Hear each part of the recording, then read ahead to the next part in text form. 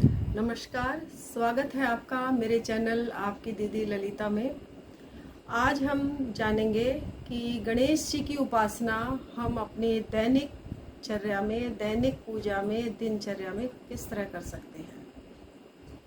मतलब रोज हम अगर गणेश जी की पूजा करें तो हमारे जो विघ्न हैं, बाधाएं हैं, किसी भी तरह की कोई परेशानी है, गणपति भगवान की दया से वो दूर होने लग जाती है। तो बॉम्बे में आपने सुना होगा सिद्धि विनायक मंदिर है। यदि उनकी उपासना हम करें तो वो सिद्धि विनायक भगवान जो हैं वो बहुत ही उनकी पूजा प्रभावशाली बताई जाती है। अगर आप वहाँ से फोटो मंगा लें और उनकी फोटो को लेकर आप अपने घर में स्थापित करते हैं तो आपकी जो पूजा पाठ जो है वो सफल होने लग जाएगी और आपके घर से परेशानियां बाहर हो जाएंगी।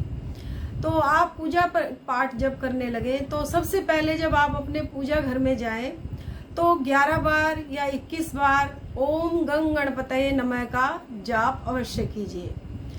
आप जब सिद्धि विनायक जी की पूजा करेंगे तो जब भी आप पूजा करेंगे तो तस्वीर जैसे रखेंगे तो तस्वीर को ऐसे ही ना रख दें कि बिना कपड़े के या बिना चौकी के, इस तरह मत रखिए।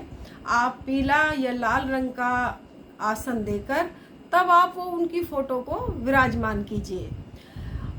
हमारे जो गणेश जी की हम जब पूजा करते हैं, सिद्धि विनायक जी की जो पूजा होती है, इससे संतान प्राप्ति, रोजगार, व्यापार, हमारी कोई शरीर में दर्द हो, वो पूजा करने से भी, हम जब पूजा करते हैं इस तरह की हमारी सारी चीजें ठीक होने लग जाती हैं। गणेश जी को सभी देवी देवताओं का आशीर्वाद प्राप्त है, इसलिए कि उनको प्रथम पूज्य बताया गया है कि इनकी पूजा करने से हमारे घर की सारी बाधाएं स्वतः ही नष्ट होने लग जाती हैं।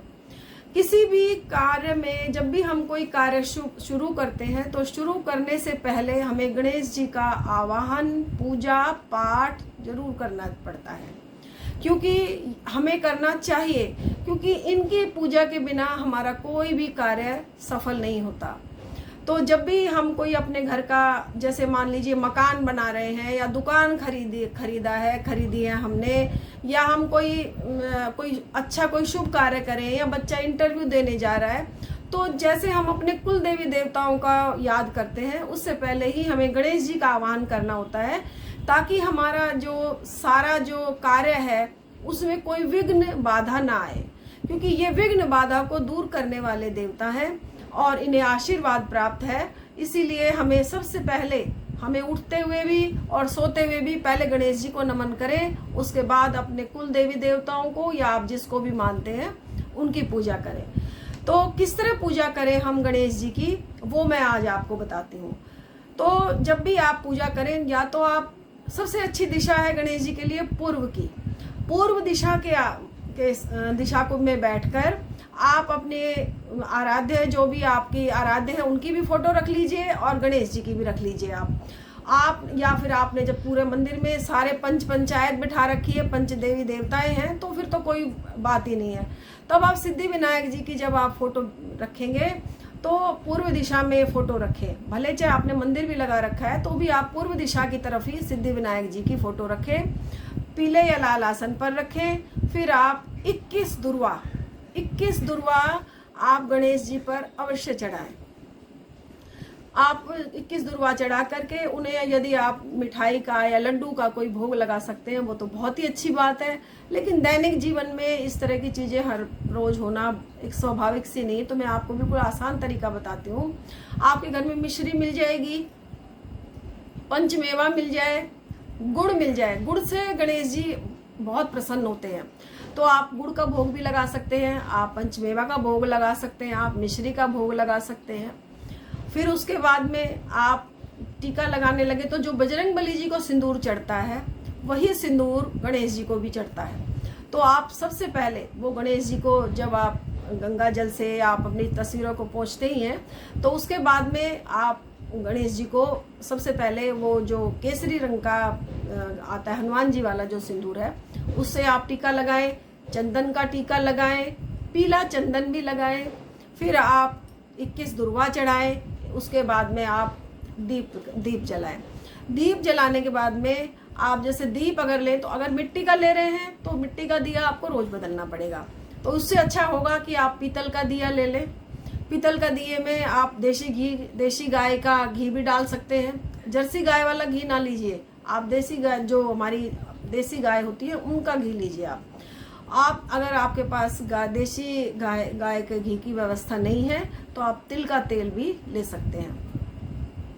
उसके बाद अब आप ये जो पूजा करेंगे तो आपकी कोई मनोकामना से कर रहे हैं पूजा, तो आप जैसे संतान प्राप्ति के लिए करें तो एक पुस्तक आती है गणेश अथर्वशीर्ष की, तो आप गणेश अथर्वशीर्ष का पाठ सुबह, दोपहर और शाम तीनों संध्याओं में कर सकते हैं। और ये वर्णित है उस अथर्वशीर्ष में कि यदि आप तीनों संध्याओं में तीनों बार मतलब सुबह, दोपहर और शाम को अगर आप ये पाठ करते हैं तो आपको जो भी आपने अपने पिछले जन्म में या दिन में या इस जन्म में कोई भी पाप किया है उससे आपको मुक्ति मिल जाती है।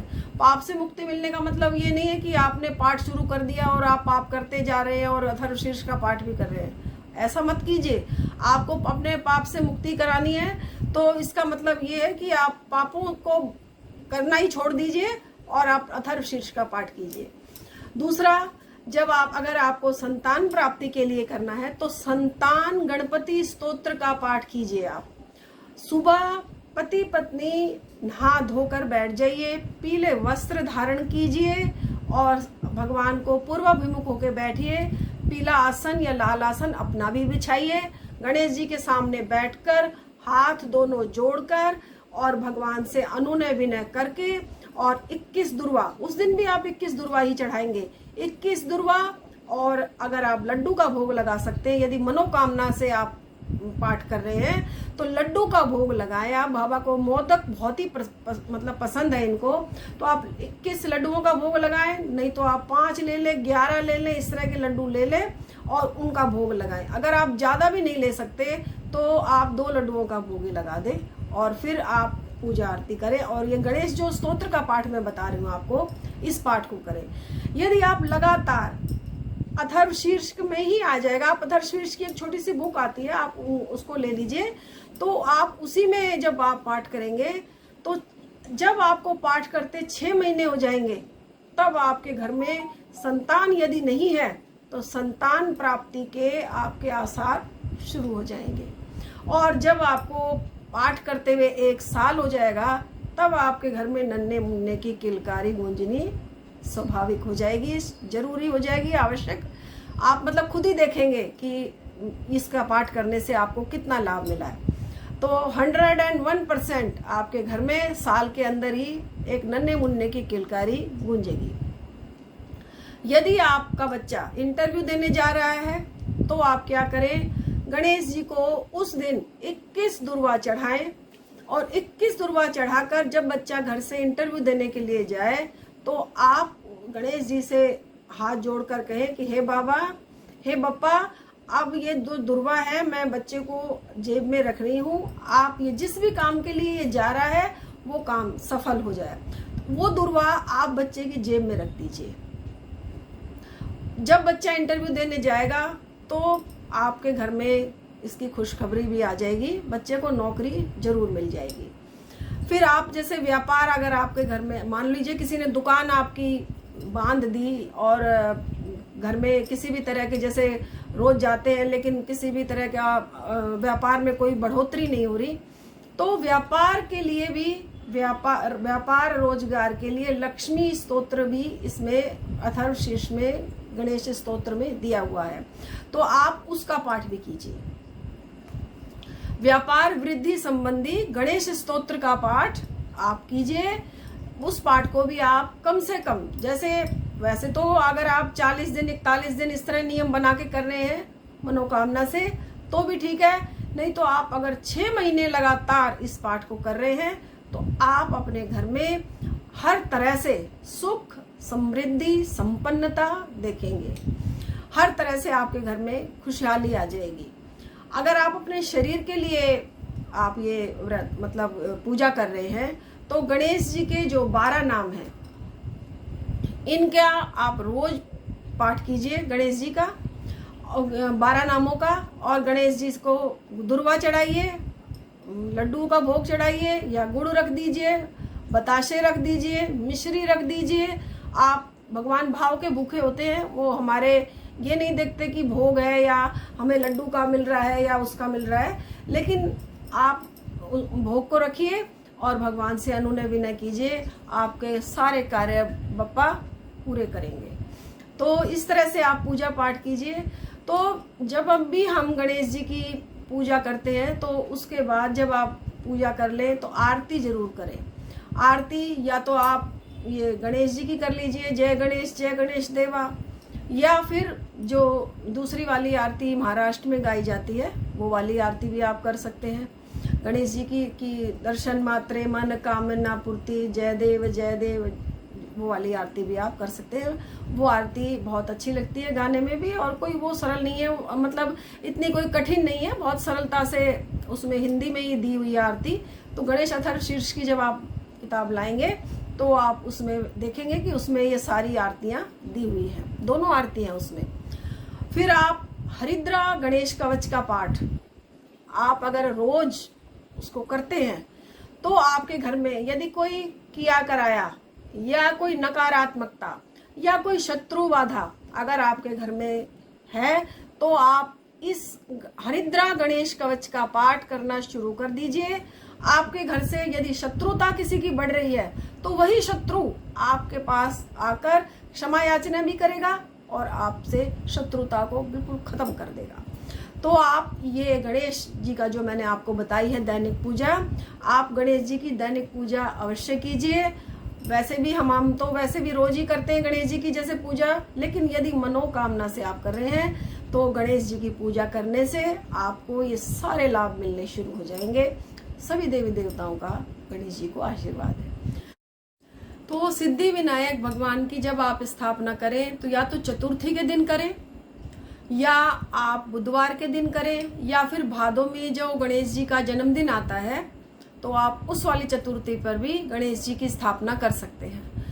आप जब गणेश जी की स्थापना करें तो उसके साथ एक नियम भी है हम सब के लिए, आप लोगों के लिए भी, हमारे लिए भी, जो भी गणेश जी की स्थापना करें तो आप जब भी कोई मनोकामना लेकर जब आप ये पूजा करते हैं तो उस अवस्था में मांस, मदिरा, लहसुन, प्याज इस चीज का आप परहेज रखें।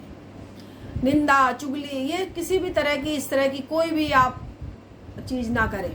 तो यदि आप इस तरह से लेके आप करेंगे तो आपकी पूजा सफल होगी। और सारी मनोकामनाओं की पूर्ति के लिए एक बहुत ही छोटा सा मंत्र है, या तो आप ओम गंग गणपते मंत्र ले लीजिए, या ओम सिद्धि विनायक नमो नमः।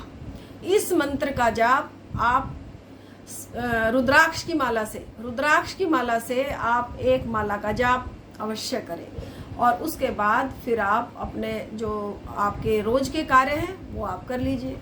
तो इस तरह से यदि आप पूजा करते हैं तो आपकी पूजा भी सफल होगी और आपकी मनोकामना भी सफल होगी। तो आप इस तरह से गणेश जी को मनाइए, पूजा कीजिए। तो आज के लिए इतना ही, कल फिर मिलती हूँ एक नई वीडियो के साथ। नमस्कार, जय माता की, हर हर महादेव। लाइक करें हमारी वीडियो को, कमेंट बॉक्स में लिखकर हमें जरूर बताएं कि आपको ये वाली वीडियो कैसी लगी। साथ ही साथ सब्सक्राइब बटन पे क्लिक जरूर करें और बेल आइकन को क्लिक करना ना भूलें, जिससे आपके पास हमारी वीडियोस जल्द से जल्द पहुंचेंगी। जय माता दी।